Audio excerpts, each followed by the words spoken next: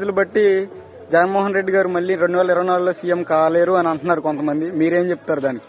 ఇప్పుడు దానికి నేతి బీరకాయలో నెయ్యి ఎలా ఉంటుంది అనేది ఒక పిచ్చప్రేమ ఎలా అది పకటకాలలో ఎవరో కనక్కర్లేదు. మొన్న 2019లో పోటీ చేయడం జరిగింది. పోటీ చేస్తే మొత్తం 151 స్థానం వచ్చింది. 151 స్థానం ఎమ్మెల్యే స్థానాలు వచ్చినాయి.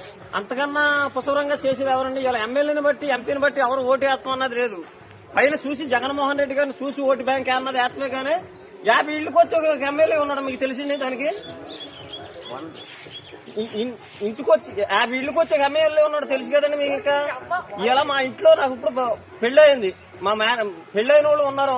ఎత్తున్నాడు అనుకుంటే మాత్రం ఆధార్ కార్డు మార్చాలన్నా రేషన్ కార్డు రావాలన్నా కానీ పంచాయతీ ఆఫీస్ చుట్టూ మండలం ఆఫీస్ చుట్టూ తిరిగే పని లేదు. వారంటీ ఫోన్ చేస్తున్నారు, మొత్తం అన్ని చేస్తున్నారు. ఎవరండి ఎమ్మెల్యేని చూసి ఎంపీని చూసి ఓటేస్తానండి. నాకు బీఫారం ఇచ్చడానికి జగన్మోహన్ రెడ్డి గారు నేనే ఎమ్మెల్యేని అవుతా. ఎవరో కొమ్ములు తిరిగి నాయకులు అక్కర్లేదు, డబ్బు ఉన్న నాయకులు అక్కర్లేదు.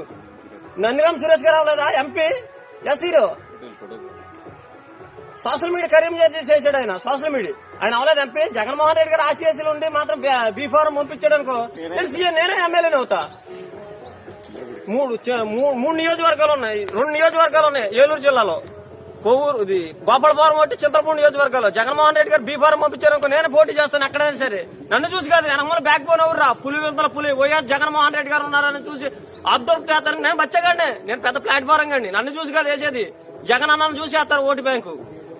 జై జగన్, మళ్ళీ కాబోయే సీఎం జగన్మోహన్ రెడ్డి గారు.